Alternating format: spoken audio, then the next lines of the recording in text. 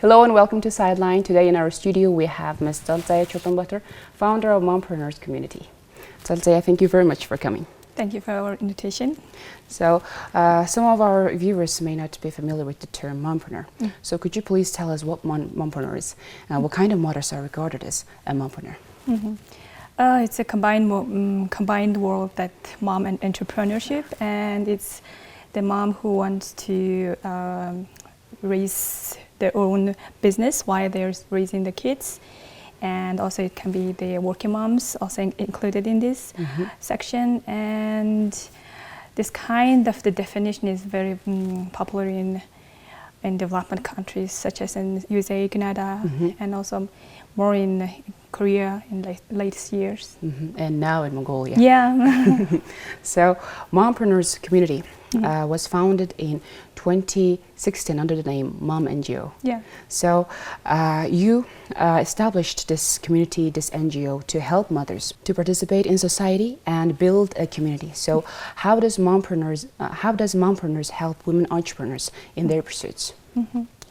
Yeah, the idea comes from when I was in maternity leave, and I had so many challenges after becoming a mother, and there's no network, no community, and it's the lack of this financial situations, and that kind of things inspired me to create this NGO and this community. And our community goal is like to help the moms to educate, firstly for educate, and second for empower them, and finally we want to inspire them with our projects. So there are like lots of projects and campaigns known to people, such as the Pink Seed campaign. Yeah. So could you please tell us about the major projects that you have conducted throughout the years since the establishment? Yeah, we do have several events, and also we are organized last 3 years in the national conferences. And also, as you mentioned, that Pink Seed is a very popular project we did. In the bus, if there is a pink seat, then it means it is for pregnant women. Yeah, the idea comes like when we want to go to outside and communicate, or doing some business or doing something, the transportation is very hard for the moms, and we want to help the mothers to the very fundamental thing of we can do. Yeah. So very simple idea, but it has got great impact, a cultural impact. Women's entrepreneurship is pivotal in closing the gender gap in society. So, however, there are many pitfalls of starting a business, especially when you are a woman. So, I've learned that you've made lots of research in this sector, also compared the good practices followed in other countries. So, could you please name some of those issues that are faced by women who have started their own businesses, and how do other countries deal with those issues? Yeah, I've been experiencing with the different practices, like such as in USA and in Korea. For example, in Korea, when you have a child, the government sends the nanny for some period of the time, and it will be very helpful for the moms. And for example, in USA, if you want to raise or start the business while you are raising kids, and they will support with the different very effective ways, like there is a free courses, and you can like start the business with from the scratch to development sections, and also the universities are supporting with the internship with free charge. Yeah, and internship students will help the mother's company to with anything they can do. So that kind of the supports from the government, it will be very effective with anyone who wants to start a business. Yeah. So yeah, it's great to hear all those good practices. They help mothers who have got these business ideas to develop them from the scratch. Yeah. So mompreneurs, they have huge responsibility. Yeah. They have to juggle work with their family. Yeah. So when COVID-19 hit, the things became more difficult to mompreneurs. So could you share us with your own experience what you went through during COVID-19 while you were running your business? For example, as a founder of the Flamingo Salon, do you know? Yeah, it's for girls. Yeah, it's a children's business, and because of the COVID restriction, we need to close our business, and I lost my business. Because you had to pay the rent. Yeah. When you were not using the center. Yeah. And because of the government decisions are made, like every business for the kids is like closing from the start of the COVID. Yes, even when we did not have like any single case of COVID-19. Yes. And for personally, it was also very hard. And if we can see the global statistics, the works are doubled. You mean the house chores? Yeah, house chores, and also we need to work remotely, and there is a house chores, and also we have to financial burden, and you have to cover also we have to take care of the children and also their online lessons.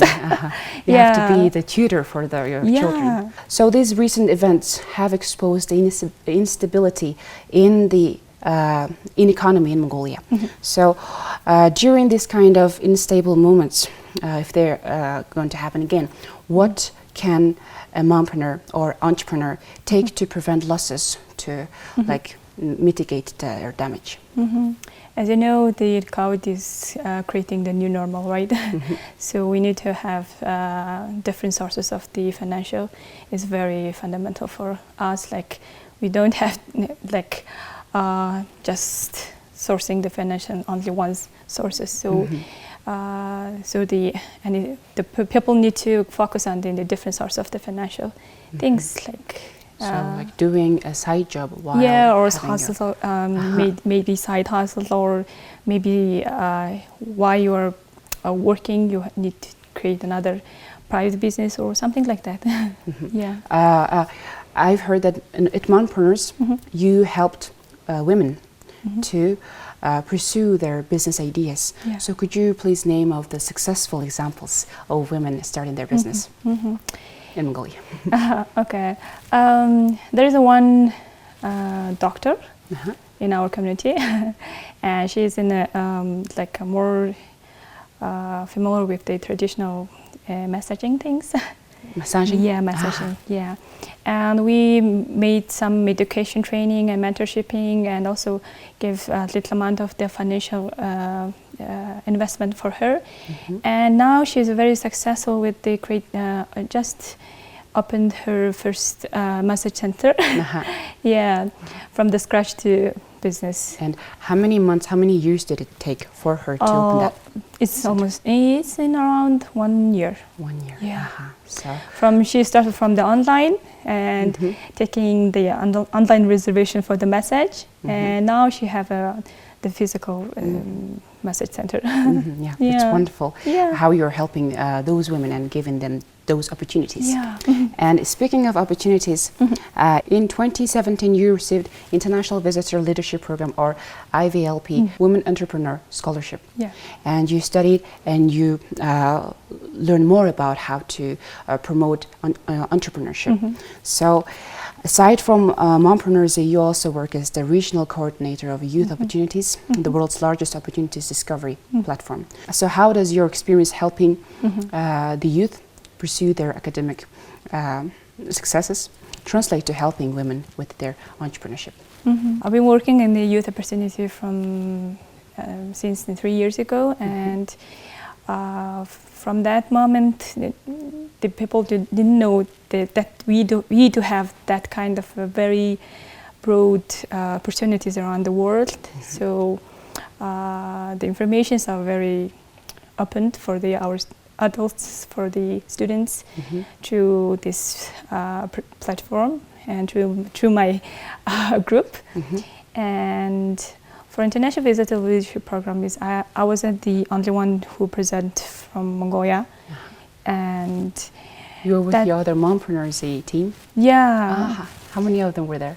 I participate as alone, and there is another 50 different countries women entrepreneurships who selecting like from the US the embassies, and we do familiar with experiencing with the different United States women's businesses, and also how the government helped the women's when they want to start a business. And that kind of experience is very like eye-opening experience for me and for others. And also we have very good global network right now. I can connect any Mongolian woman with the international partnerships. That kind of opportunities are opened through this program. So, yeah. Zolta, you are clearly a very busy woman. So, even apart from Mompreneurs and youth opportunities, you also run other businesses, Zari.mn, Growth Mindset, and many more. So, could you please tell us how you manage your time to maintain a work-life balance as a mompreneur? And also, do you have tips for our viewers, mothers who struggle with finding time to spend with their children while taking care of their career?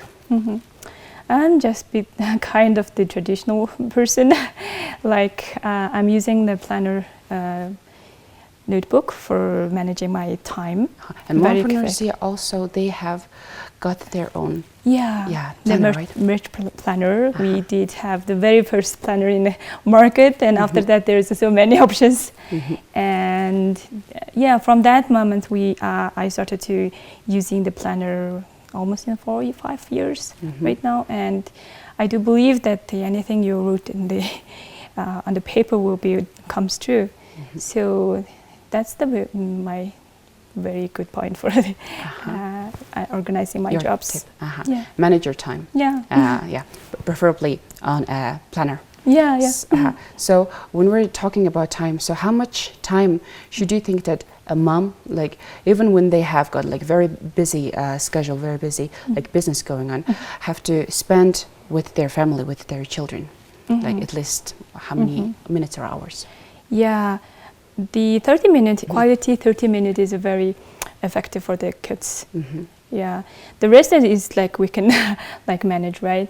But you have to listen or have to communicate with the kids in a very effectively. The 30 minutes is very enough for kids. So I want to ask, what kind of businesses are women running as a mompreneur in Mongolia, and what kind of businesses do you think will be successful in the future? To seeing the statistics, the women are more in social enterprises. More than comparing to the males. So because we are like because becoming a mother, the women are more caring about the social and the problems with facing in the environmental or something like that. So like 60% of the women founders are more in social enterprises. So like running an eco-friendly business. Social friendly or eco-friendly kind of the business. And if we see the Mongolian market, also Mongolian women are more in commerce business right now. So I'm also working on the e-commerce business. And almost 70% of the e-commerce is run by the women. So because of the border problems and the COVID restriction, it's a very hard time for the e-commerce owners. That means that for the women, right? And maybe the lack of they can't import the products, and they have to pay more payments for the borders. That kind of problems are very familiar lately. So the problem has been present for like many months, almost a year. Yeah. Yeah, and we really hope that the things will get better. Yeah. So I've heard from many women entrepreneurs that it is very difficult in Mongolia to get an investment, to get a loan that is designed to help SMEs. So in Mongolia, when you are starting your business, how can you manage your finances? Where can you get the investment? What kind of tip do you have? Yeah, it's right that women are very hard to, because of we do have the maternity leaves and that and we cannot work, actually. We have to take care of the baby. Yeah, and that kind of the back gaps are like the disadvantage for getting the loans from the bank. So I wish I'd suggest that there is so many opportunities to getting the investment from the international grants and also international, some of the competitions. Women in business programs. Yeah, that kind of programs are very popular right now. And also the world also really wants to empower or invest in a woman, because investing in a woman is like the result is we can share the results for everyone. Yeah. So there is a word, like Mongolian word, I believe, that if you invest in men, then you are making that man's life better. Yeah. But if you invest in a woman, that you're making a whole lots of generations lives better. Yeah, that's the point. Yes. So Zoltaya, thank you very much for coming to our studio and talking and introducing and talking about the wonderful activities of Mompreneur Z. I really appreciate it. Thank you for the invitation, and it's my pleasure to having you being in here. You watched Sightline. We've spoken to Zoltaya Chuluunbaatar, founder of Mompreneurs. Thank you for watching. Goodbye.